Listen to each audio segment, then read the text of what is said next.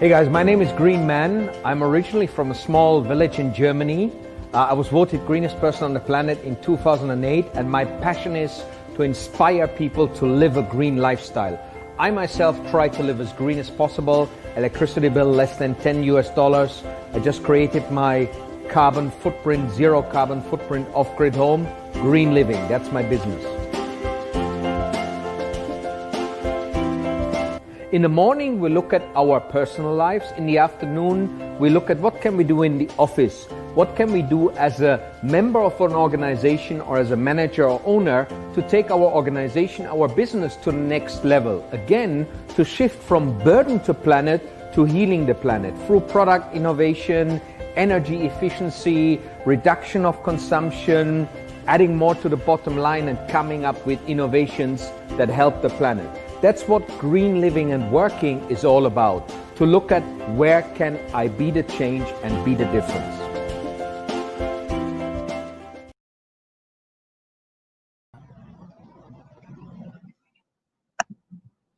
Hi, everyone out there. It's great to be again live. We had a little bit of a delay, some technical challenges, but now we are here, and it's so great to see you for the Green Man Show. And I have the great pleasure to introduce Miss Earth 2017, Karen Ibasco, as our guest today. It's amazing to have her on the show. It's a great pleasure to see her again. I was a judge for environmental intelligence that year, and I was blown away by the sharp and intelligence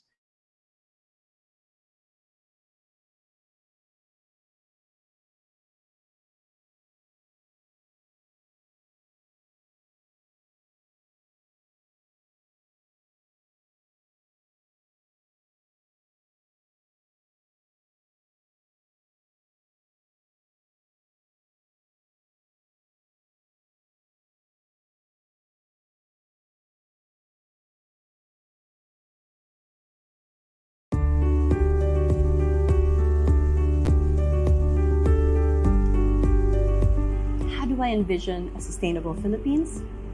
Well, I think it all starts with a more conscious citizenry, where people are more conscious about how they eat, how they buy, and how nothing should go to waste.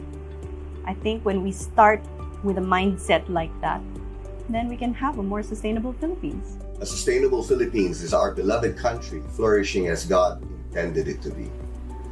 Its people are happy, content, progressive, and conscious of their responsibility as good citizens and consumers. Industries protect and respect their workers, as workers protect and respect their employers. Our natural resources are not abused by industry. Instead, they are used wisely and thoughtfully, and even protected so that future generations may have the benefit of enjoying an environment that is hospitable, healthy, lush, verdant and vibrant, with the flora and fauna that will set it apart from other Asian countries. A country where individuals and organizations make intentional, responsible consumption and production every single time. Where all cities are sustainable and communities meet their own goals without compromising future generations to meet their own needs. I hope and envision for a sustainable community whereas people of our country share a common purpose, and that is to acknowledge our future without reducing the resources that maintain them. Let us continue to promote, educate, and share with everyone how to better understand and embrace a sustainable living. I hope for a sustainable Philippines wherein everybody has jobs, there is no poverty, we have responsible government, there is clean environment, and everybody believes in God. A sustainable Philippines is grounded on life-focused, Bible-centric values that transcends the future generations. A sustainable Philippines fosters development through human perspective in rights reform, greener environmental considerations, agribusiness partnerships, and strengthens to empower the integrated ecosystem, making impact to the people. Hello. I envision a sustainable Philippines where we have a clean environment, not only outdoors or in our cities, but also in our workplaces. I am Gabby Avante, a biology sophomore from DLSC Manila, and I envision a Philippines that is aware, educated, and willing to take action to pursue a sustainable society for all.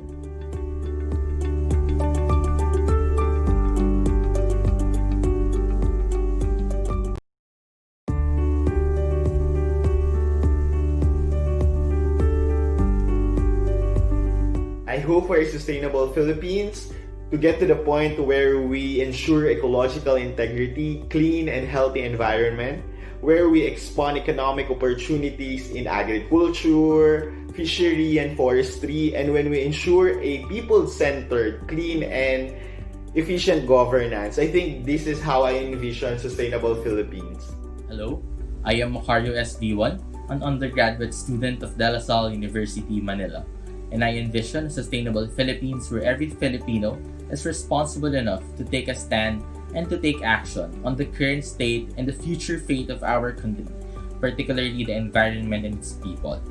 I envision a sustainable Philippines where every Filipino is walking on the same path and working on the same goal, to nourish the environment and make this world a better place, not just for our own generation, but more especially for the generations to come. A nation that is willing to work with nature to create a brighter future.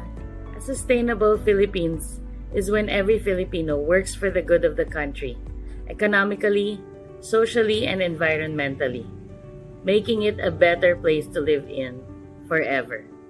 A sustainable Philippines will mean self-sufficiency in food, clean energy, and clean potable water everywhere. Plastic production, usage, and disposal will be better handled. Pollution will be at levels that do not adversely affect the health of people, animals, and plants. Lastly, the government will truly be focused on the needs of the people in all respects so that there is less waste in fuel, time, and health. I would like to see Sustainable PH catalyze a movement of responsible stewards who conserve and preserve the rich natural resources of the Philippines so that every Filipino can have access to basic human needs of food, clothing, and shelter, so that every Filipino can have an equal opportunity to thrive and flourish in his own country because we are Sustainable PH. My future vision for a sustainable Philippines is that we can create loads of new jobs and a great economy from healing the planet, and the opportunity for our children to breathe clean air, have clean and fresh water, and harmony with nature. I hope for a sustainable Philippines where everyone can have access to basic services like quality education and healthcare, and also enjoy clean air and environment, live in sustainable cities, and have decent jobs, and be protected by justice.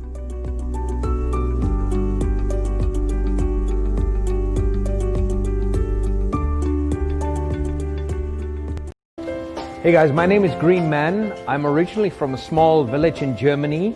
I was voted greenest person on the planet in 2008, and my passion is to inspire people to live a green lifestyle. I myself try to live as green as possible. Electricity bill less than $10 US. I just created my carbon footprint, zero carbon footprint off-grid home. Green living, that's my business. In the morning, we look at our personal lives. In the afternoon, we look at what can we do in the office. What can we do as a member of an organization or as a manager or owner to take our organization, our business to the next level. Again, to shift from burden to planet to healing the planet through product innovation, energy efficiency, reduction of consumption, adding more to the bottom line and coming up with innovations that help the planet. That's what green living and working is all about, to look at where can I be the change and be the difference.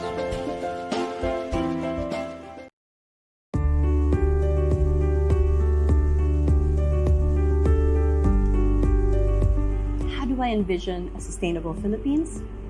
Well, I think it all starts with a more conscious citizenry, where people are more conscious about how they eat, how they buy, and how nothing should go to waste.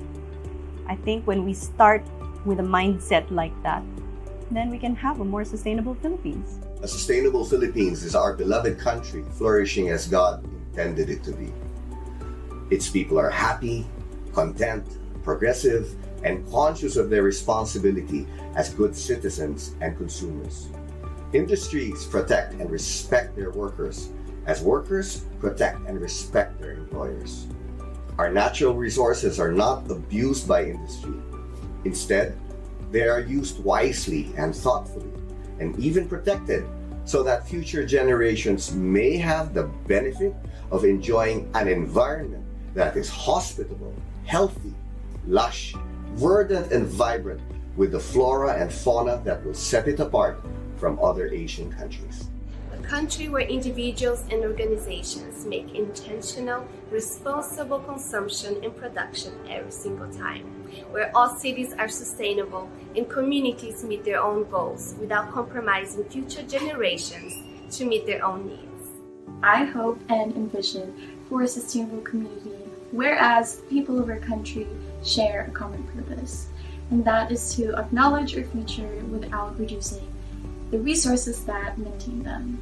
Let us continue to promote, educate, and share with everyone how to better understand and embrace a sustainable living.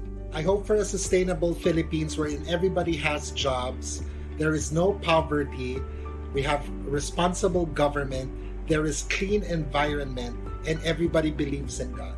A sustainable Philippines is grounded on life-focused, Bible-centric values that transcends to future generations.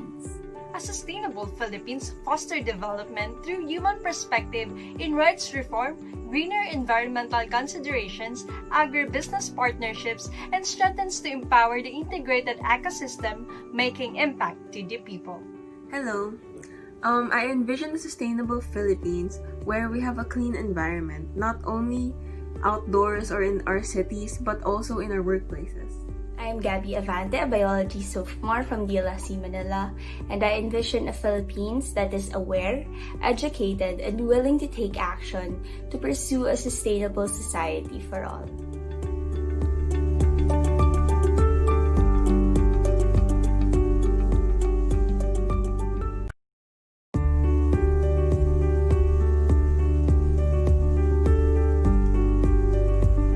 I hope for a sustainable Philippines to get to the point where we ensure ecological integrity, clean and healthy environment, where we expand economic opportunities in agriculture, fishery, and forestry, and when we ensure a people-centered, clean, and efficient governance. I think this is how I envision sustainable Philippines.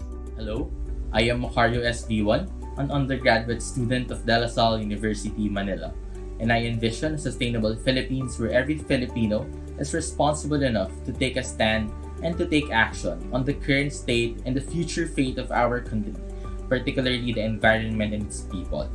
I envision a sustainable Philippines where every Filipino is walking on the same path and working on the same goal, to nourish the environment and make this world a better place, not just for our own generation, but more especially for the generations to come.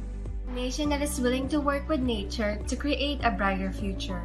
A sustainable Philippines is when every Filipino works for the good of the country, economically, socially, and environmentally, making it a better place to live in forever. A sustainable Philippines will mean self-sufficiency in food, clean energy, and clean potable water everywhere. Plastic production, usage, and disposal will be better handled. Pollution will be at levels that do not adversely affect the health of people, animals, and plants. Lastly, the government will truly be focused on the needs of the people in all respects so that there is less waste in fuel, time, and health.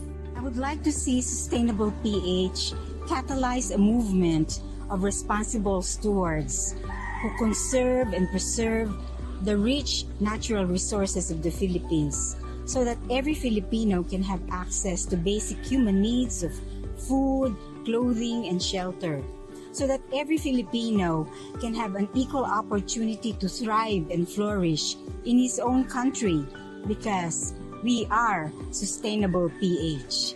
My future vision for a sustainable Philippines is that we can create loads of new jobs and a great economy from healing the planet, and the opportunity for our children to breathe clean air, have clean and fresh water, and harmony with nature. I hope for a sustainable Philippines where everyone can have access to basic services like quality education and healthcare, and also enjoy clean air and environment, live in sustainable cities, and have decent jobs, and be protected by justice.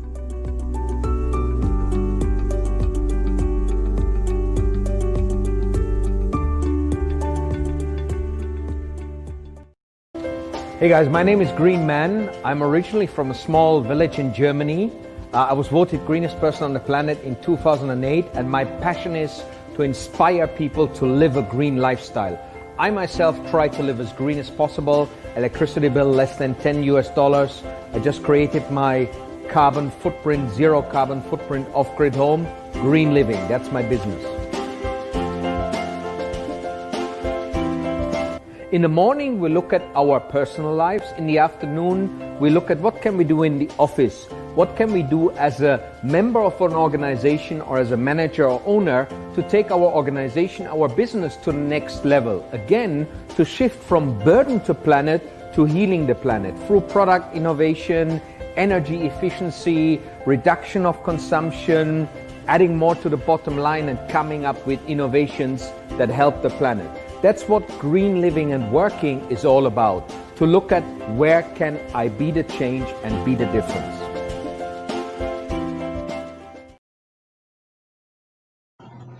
Hey, back again. Wow, that was challenging, guys. Loads of internet problems here that I've encountered. I hope you can see me okay.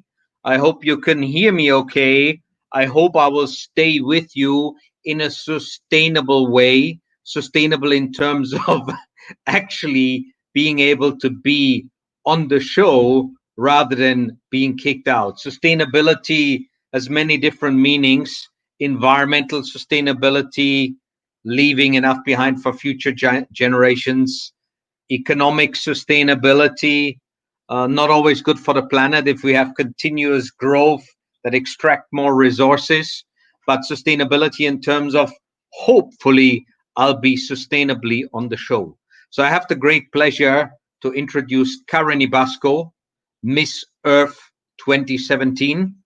And Karen is an amazing lady, beauty and brain, as they say. And I was the judge of Miss Earth Philippines and the eco-intelligence judge of Miss Earth Global 2017. So I really was impressed already at that time, and Karen really made an impact during her reign. So it's great to have her on the show. I hope you're still backstage, Karen, and can come with me. Yeah. Hi. There we go. Hi, Karen. Good evening, Sorry, everyone. Good evening, Matthias. Yes, good evening. Sorry, I left you alone for such a long while there backstage. My It's okay. internet was giving me all sorts of headaches.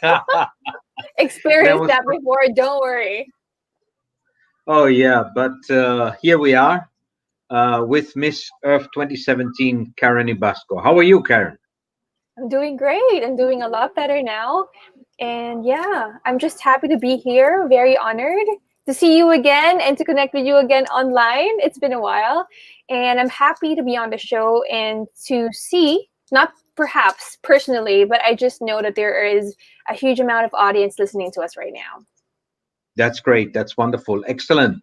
And I'm sure they want to know things from you in terms of sustainability, renewables, low carbon lifestyle. But first, you just mentioned you're better now. For those that don't know, as so many people on the planet, Karen was hit by this thing out there, the virus that has been affecting all of our lives.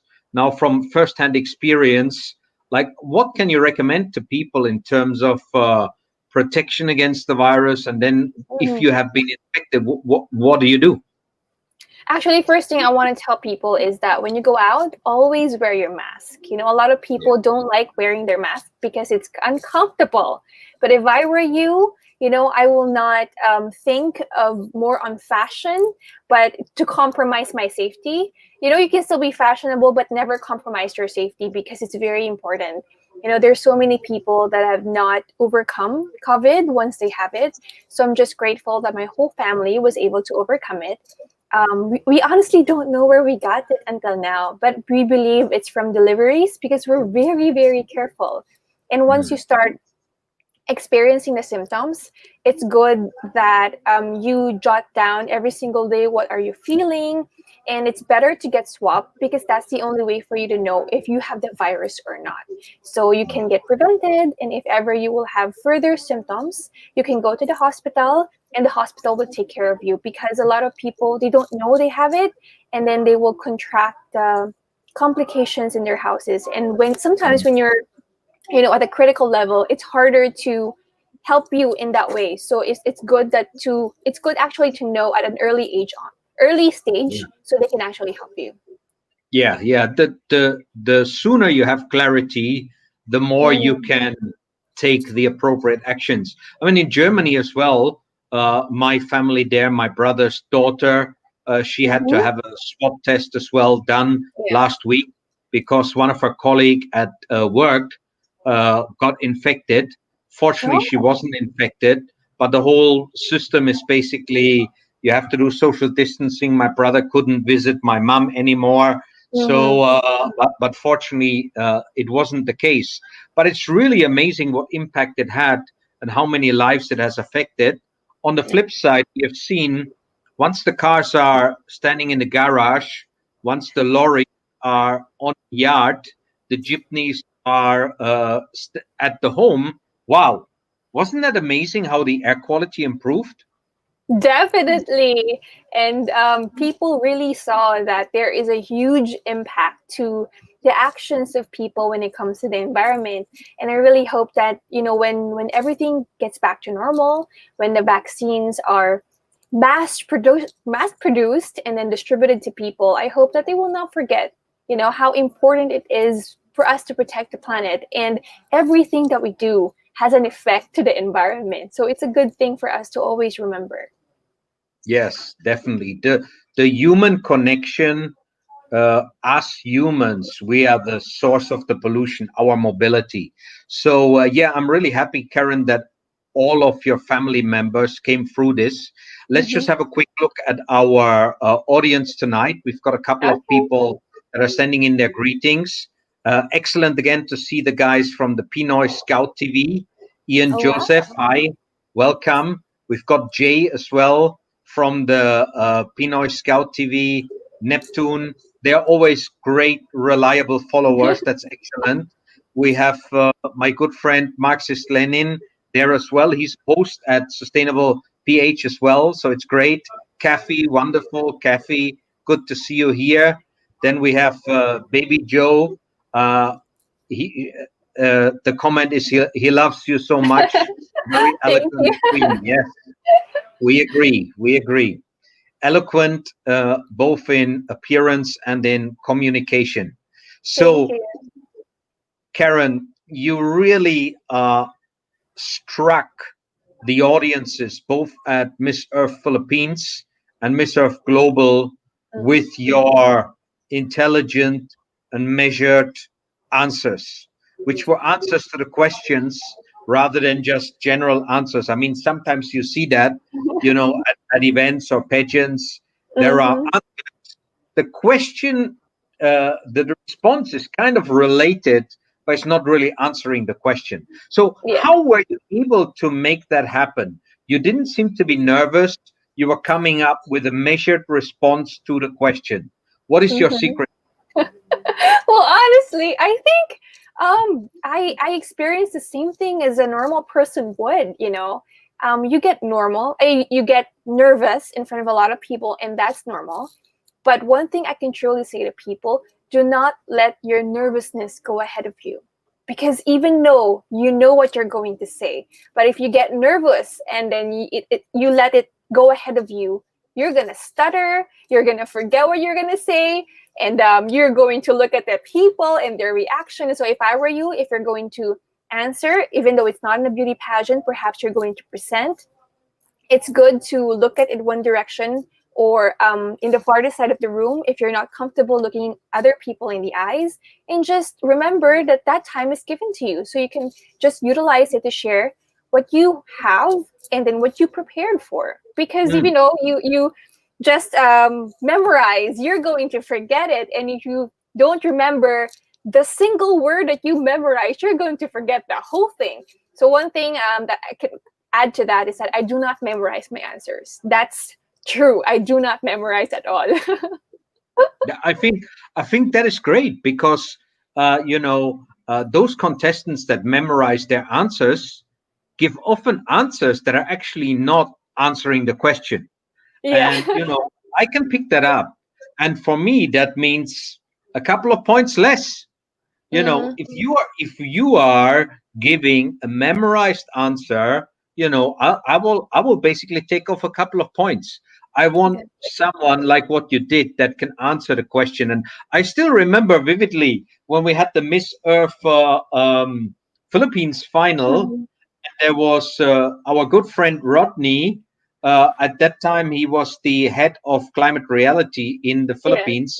He was asking you a very tough question, very, very tricky question. Can you still remember it? Honestly, I can't remember, but I could remember that he was in the panel, but I couldn't specifically know. I can't remember specifically what his question was, but I can remember your question to me. I can't forget that. Really? Yeah. I have forgotten my question, but I can remember Rodney's question because I thought, wow, he is asking you such a tough question, politically sensitive question, but the way you answered it was like very measured, very balanced, without upsetting anyone. Because it was one of those questions. Sorry. What was the question? I couldn't remember. It was something along the lines of, now with the new head of the DNR coming in, what would be your recommendation for the mining industry to basically, stop the mining, or it was a heavy question, and you were like very much you're talking about. Okay, let's try and come up with sustainable mining. Yes, we need to stop and restrict mining there where it really has a bad impact on the environment. You were giving like a two-sided answer that was basically, reflecting everybody's views rather than, because in the Philippines it was a very sensitive topic at that time. But what was the question I asked you? I can't remember that. I can't remember it. You asked me because you knew that I was a scientist. So you were asking me, how can you explain climate change to a 5-year-old kid? That was your question to me. I couldn't remember. I couldn't forget that question. Wow. Okay. So now for all of our listeners out there, how would you explain climate change to a 5-year-old kid? I should get my daughter in. She's 3.5 years in. I'll play this to her in 1.5 years' time. Okay, Karen. Okay. Well, honestly, one of the things that I can truly say to people is that, when I was in college, my professor told me that if you are a good speaker and a lecturer, even a 5-year-old kid could understand what you're trying to say. So I can explain climate change to a 5-year-old kid in a way, or in a perfect analogy, as a human body. The human body, as a kid, just like you need heat for you to become alive. But sometimes, because of the external things that you do, you eat too much ice cream, you don't sleep on time, and you play so much video games beyond your time, you can actually have a fever because you don't listen and you do all these things in excess. So when you exceed even 1 degree Celsius with your body, you're actually having a fever. And it's like climate change is similar with you having a fever. It's like the planet is also having a fever. I hope I was able to explain that. Nice. It's like storytelling, right? Yes. You're relating it to things that people can easily understand, easily grasp. So that is excellent. That's really great. Thank you. I like that. I like that. How does our audience like that explanation? Any comments from our audience? How do you like the explanation that Karen just gave? Okay, yeah, we had that comment from Raf. I love this talk. That's great. That's good to see. I'm wondering how you guys like Karen's explanation of climate change for the children. That's a good one, relating it to stories. And Mhm. I know you've been giving a lot of talks in the Philippines. You've been communicating as well internationally. Sam says, I loved it. Very good. Thank you. Yeah, we've got a fever. The planet's got a fever. You have been speaking on behalf of WWF, Mhm. the Climate Change Commission. You've represented the Philippines at the UN. Mhm. So you've really gone from strength to strength in articulating the message out there.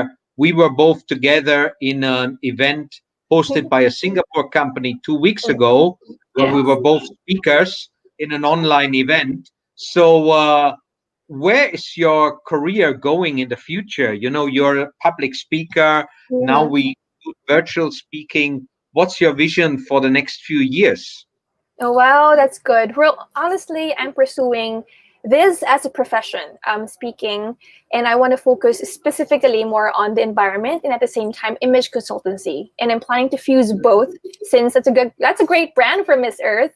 I can really help people more on the image side and on communications at the same time with etiquette, protocol, and civility, and then combining it as well with sustainability. I cannot leave that one behind. A lot of people just win the crown and forget what Miss Earth is all about. But ever since I won and I knew what the planet is going through, I cannot turn a blind eye and just continue on with my life as if I didn't know anything.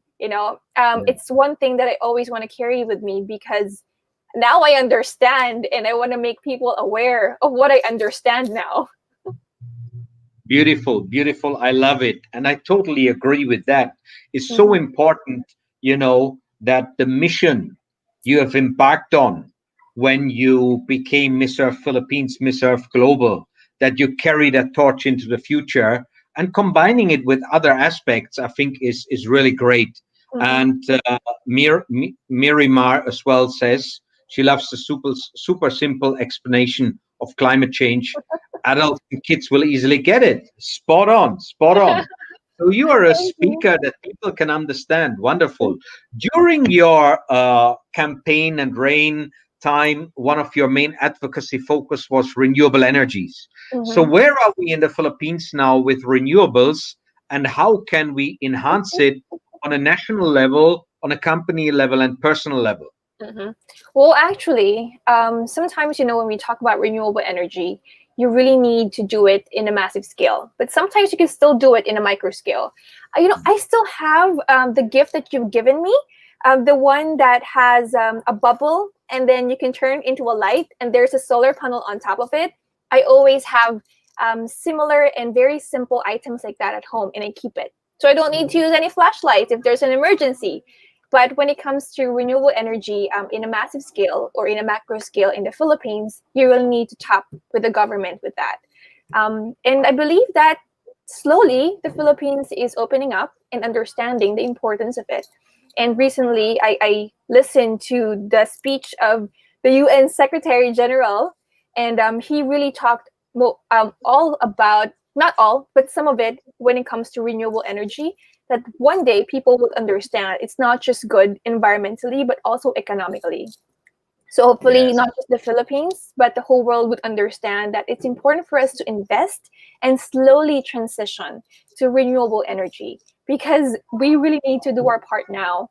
The planet is heating up very fast. And if we do not do our part as early as now, the next generation will be the one to experience everything, not us anymore. And I Mm. really want to do everything that I can now in my generation to help them, because I don't want them to tell me in the future, why didn't you do anything to help us? You know, Yes. I will never, if it happened now in my generation, I might say the same thing to my previous generation. Why didn't you do anything to help us? Like, we are the ones who's going to suffer, and I don't want that to happen in the future. Great. Wonderful. That's a good message for my two children as well, which you met Princess Athena Oh, yeah. and thanks for sharing with her that you will train her when she has her Yeah. own Miss Earth journey, should she Yeah. embark on it. So hopefully she will do that. And Mhm. then she has got a great trainer already lined up in Karen. That's wonderful. We have as well here the comment from Raf ER, who says, I'm a biological science teacher and I love to share these words to my students and educate them more about climate change. That's beautiful. So you've inspired a teacher here and Thank given the you. teacher a new way of articulating and sharing it. And I think you made a lovely connection there. We want to even ramp up renewables for the sake of our children, but renewables is not just an investment game anymore. It's a Mhm. return game. Renewables in terms of cost per kilowatt hour are outperforming, starting to outperform against coal and other non-renewables. Uh, India last year scrapped a lot of plants for coal-fired power plants Mhm. because they realized that large-scale solar, large-scale wind is actually cheaper per kilowatt Mhm. hour. So we are already there. Now, do you measure your carbon footprint, Karen? What do you do about reducing your own carbon footprint? Well, personally, I don't personally calculate everything, but because Hmm. of the things that I did before and because of the things that I do know now, I know how specifically I do conservation of energy. You know, when somebody in the house doesn't turn off, as simple as gadgets, or they leave their lights open and then I don't see anyone in the room, they would see me get angry. And I would honestly turn it off every single time until you get it. I want you to Hmm. understand it's actually important for you to conserve, not just for the sake of your electricity bills, but I want them to understand the environmental side of it. At the same time, honestly, I don't like using plastics. It's one thing. It's made of oil. I don't like it because you cannot get rid of it in the environment. It becomes microplastics. It's not good. As much as possible, when I go out there, I always have my reusable items. Either it's straws, or if I don't have it, I don't use my straws. And I always have my eco bags. I'm very now allergic to plastics, like before. I don't care about plastics before, but now it's a huge issue since a lot of people are just in their houses and everyone is so freaked out with the virus. Everything is encapsulated with plastics, and the single-use plastics is just getting rampant nowadays. And I want people to understand that it's something that you really need to avoid, and we can easily avoid it, no matter how old you are. So far, those are the things that I'm very, very conscious of, and of course, planting trees is important. And one thing that I understand is if there are activities for the organizations that I'm with, I also ask them questions about it. And what are the perfect trees to plant? Like what specific time of the year you have to do it, what place you have to do Yeah. it in. It's not just simply planting anything that you want, stuff like that. Mm. Yeah, so those are some great tips. Try and cut down on your electricity bill, saves you money. If you have less power consumption, it's tricky during the lockdown because we do more work at home. We have Mhm. more time and people staying at home. So that's a little bit of a challenge. We got a new aircon. We bought an inverter aircon. Yeah. That's as well a little tip. Then planting trees, local Mhm. trees. Then try to avoid the plastic, use your own packaging. I always make a little bit of drama if I go shopping and they give me a paper bag. I'm like, oh, don't cut the tree. Please save the tree. So I make it a little bit theatralic. Maybe they think, oh, this foreigner is crazy. But yeah. And I think one thing as well, food choices. The Yes, I was about to say that. you know, green, Yeah. vegetarian, vegan. I mean, we all have different things. I always say to people, uh, don't worry, you don't need to be perfect. I'm not perfect. Karen is not perfect. We don't need to be 100% perfect, but take steps towards lowering your negative environmental impact and Mm. enhancing your positive environmental impact. We can celebrate the positive side. We can be healers of Mother Nature. So, guys who are watching out there, if you've got any questions on the subject or for Karen, bring it on. We've got time to answer some questions. we will continue our chit chat. But as relevant questions come in, we will be open for that and we will tackle them. John Ray as well says hi to you, Karen, Hello. Queen Karen. Yeah. So it's nice to get greetings from people in between. For me here, I have seen that now with us staying at home, my travel environmental impact, particularly the flight that I used to do, has gone down to virtually zero. And so my overall environmental impact, I calculated it's about 15 tons of carbon dioxide per year. And the majority of that, 10 tons or more, is usually flight related. So this year, my carbon footprint will be much lower. And I have made on the UNFCCC website the pledge, Go Climate Neutral Now. And you're already very closely connected with the UN. Maybe you can as well have a look at that website and make that pledge. And then at the end of the year, I just cut down, calculate, and buy some carbon credits to make my life climate neutral. So that's I'll send you the link, Karen, or maybe I'll post a link in the comment box. It's a personal pledge, and it's a great initiative. Hi, Kathy. Yeah, great to see you here on Sustainable PH, Karen. Another greeting from one of your fans. That's great. So, yeah, actually, if you guys Google UNFCCC Go Climate Neutral Now, you can find that campaign. You can sign up to it. You can make the pledge. Because my belief is if we are all climate neutral, then we can solve the problem. We just need 7 billion humans going climate neutral. Then we have no more climate change problem.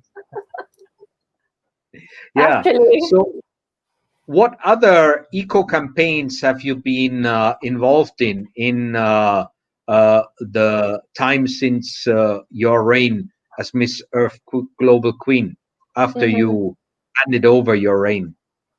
After I handed it over, I really wanted to continue it. So I know there are other people that go through different NGOs and perhaps helping with the government. But honestly, I went to WWF Philippines, or they were the ones to also help me out. And I'm one of their ambassadors now. And we focus on a lot of things as well. And I'm happy because they put me on energy and climate. So it's one topic that I also like. And one project that I really like with them is the Earth Hour. It's something that I really understand, and I really push through for people to understand that every single day, every single hour is Earth Hour, and not just for that specific time. And one thing that I also do, I became the youth ambassador of the Climate Change Commission, and that's how I got connected with the UN. And I'm just happy because I'm learning so much more. Learning should never stop. And sometimes DNR would collaborate, and I would love to help them all the time. They're a good branch of the government, and they really do their part. And I continually learn, and I go through lectures from WWF, and I learn a lot from GreenMan continuously, even until now. I'm very inspired with everything that he does. We do our mission, right? We follow our mission. So and that is really the important thing. And I think you experience the same, Karen. If we are true to our mission in life, and in your case, it's a combination of sustainability and etiquette and image, then we can be happier, right? When we do that. We've got a comment here from Dr. Sajid Manji. Ordinary cement provides CO2 emissions. Can we promote composite cements that could reduce CO2 emissions? Okay, it's a very technical question. No surprise, because Dr. Sajid has a PhD on cementitious materials. Any comments on that, Karen? I might have some comments on that, but I'll give ladies first. Okay. Well, to be honest, I didn't know that before. I learned that from you, GreenMan. I learned that from you. And I learned that, wow, there's so many constructions happening all around the world. There's a lot of people also going into this industry. And then people like you who understand more on the chemistry side and more on the material side. And that's when I learned that cement can also emits so much carbon in the atmosphere based on the things that you use, the raw materials, and how everything is going to be produced. And yeah, I would give the floor to you because you can explain more to our audience with that. Thanks, Karen. Yeah, you always know how to make it work. Yes, you're actually right. I have done a lot of stuff on that, and maybe we'll wait with Raf's comment for a while. I'll just answer the cement comment, and then we can bring Raf's question in. Um, Cement is basically the burning of limestone. Limestone is calcium carbonate, CaCO free. Mother Earth captured the CO2 in the physical form of the calcium carbonate. And when we are burning that to manufacture cement, we need about a temperature of 1500 Celsius. That 1500 Celsius then requires a lot of fuel. Usually people use coal. So it's a double whammy. The chemical formula is the release of carbon dioxide from the carbonate to CO2 Okay. and the release of carbon dioxide from the burning of the coal or alternative fuel. Alternative fuel can slightly reduce it. What Dr. Sajid is talking about, the composite cements, is basically cements where you are replacing the ordinary Portland cement. That is what comes out of these gigantic cement kilns where you have the high CO2. You can replace it with fly ash, which is a byproduct of coal fired power plants, or with blast furnace slag, that's a byproduct of steel making, or even with so-called natural porcelainic materials. Then you slash the carbon footprint massively because the fly ash or the blast furnace slag has a CO2 emission of close to zero because it's considered a waste byproduct process. So this is what Dr. Sajid is referring to.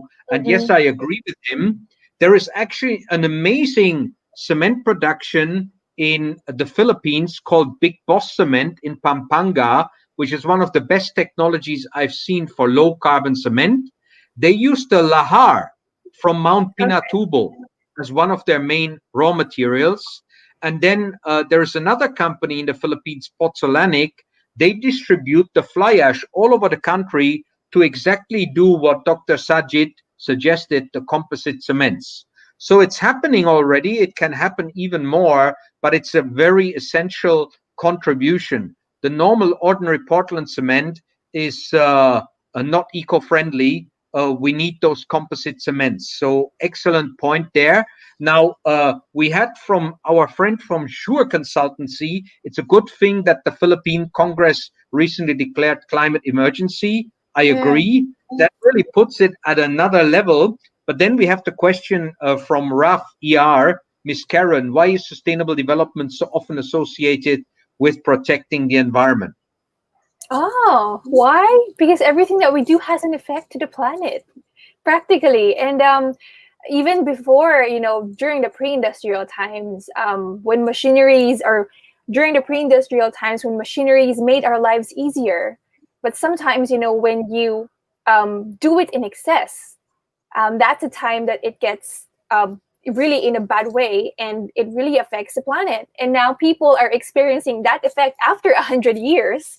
And it's terrible because we are the ones who are suffering. And sustainability is one thing that we always want to achieve as a goal. We don't want to destroy the planet. I'm not against science. I'm a scientist, but we need to understand to always balance science and also the effect to the environment. You can always use science to make better the planet and to make better the lives of people. But you cannot only be on one side, because when that happens, this is what we're experiencing now. And scientists are also the ones that are doing their part for us to counteract the effects of what the previous scientists have done.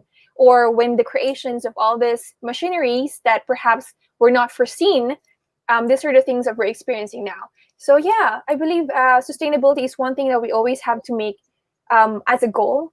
And it's always connected to the environment. And we always need to remember that everything that we do has a connection to the environment. Yes. And there are many hearts for your answers Oh, from the thank person you. who asked the question. That's wonderful. And Dr. Sajjad as well. He is actually following us from Pakistan, Oh, and wow. he has actually made a PhD on cementitious materials. He suggests we inbox him. I think, Dr. Sajjad, it's better you inbox me because I might not find you later on. Do it now if you can see my Facebook name there, because sometimes it's difficult later on to track this. So give me a message. I actually co-founded a company in Germany that does eco-friendly building materials. So that's why I know a little bit about the carbon footprint of cement and cement replacement. And he says here, thank you very much appropriately describing composite cements and appreciating for such a wonderful program. Yeah, maybe you were taken by surprise, right? That I know a little bit about that subject as well. I have a master in environmental science. I'm not a guru on cement science, but you learn as you go along, and I think that's as well the same what you've experienced, Karen, right? Um, and I know you've even been a lecturer at Santa Thomas University, right, on Yes. science. Yes. So Sorry, yeah. yeah, go ahead, yeah. I focused actually, I was waiting for someone during Miss Earth to ask me this question because I thought that they knew what my master's was. Actually, my master's is focused more on the medical side, but we actually use radioactive sources and external beams to help cancer patients and other patients to actually diagnose the sicknesses in their bodies. But I was waiting for someone during Miss Earth to ask me a question if I would be pro a nuclear power plant or not. Because I can actually work, if ever in the future, to be a health physicist inside a nuclear power plant. But, I understand that, I understand the science behind it and it's amazing. But I've seen what are the accidents that have happened in the past.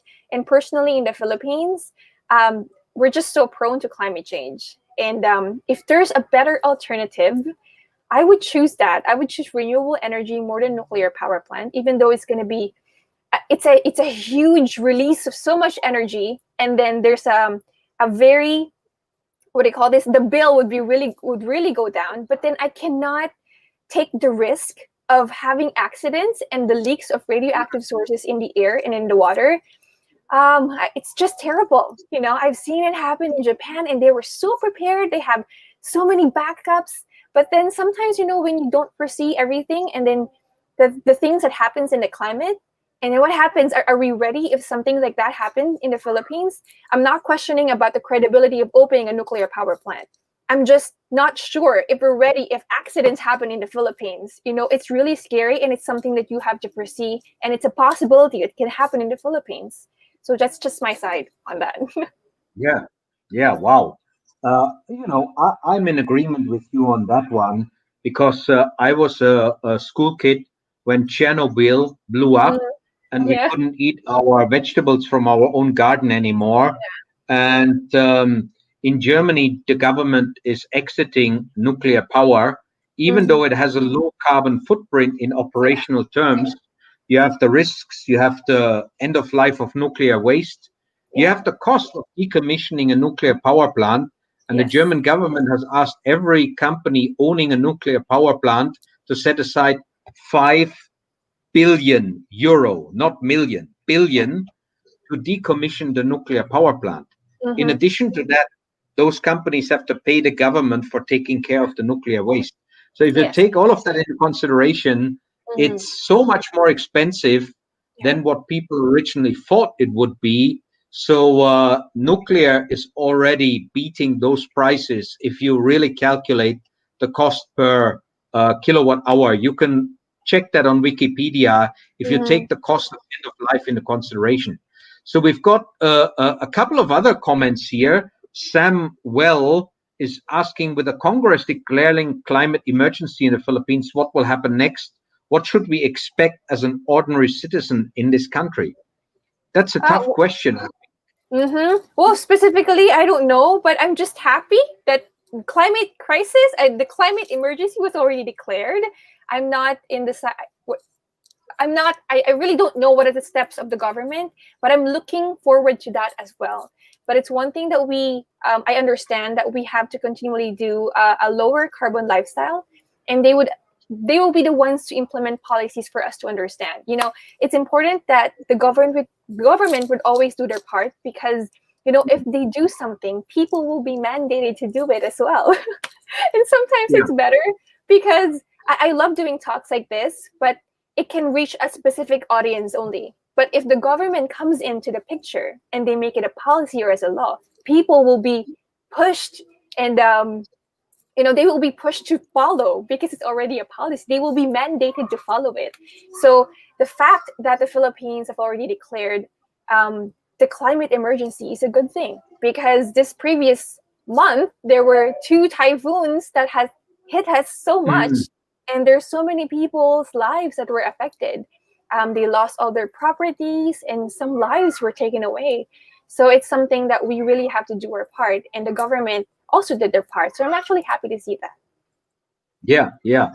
I think that is, I totally agree with you on that one, Karen.